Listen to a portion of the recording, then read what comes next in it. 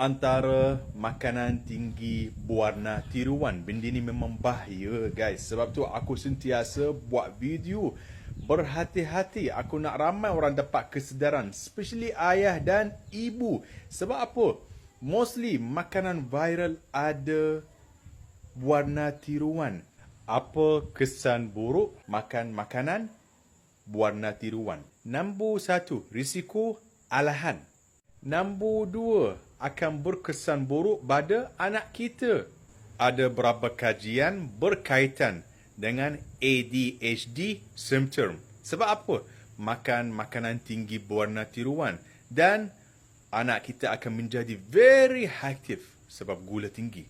Nombor 3, masalah pencernaan.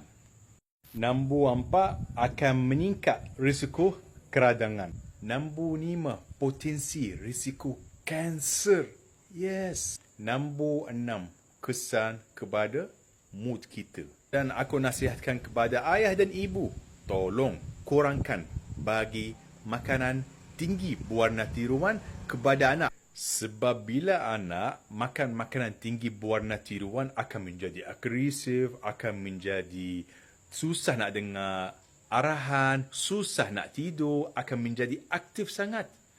So, please kepada ayah dan ibu bertanggungjawab. Sediakan makanan sihat kepada anak korang. Kalau kata anak aku suka benda yang berwarna-warni, yes, boleh bagi buah-buahan, sayur-sayuran, ubi.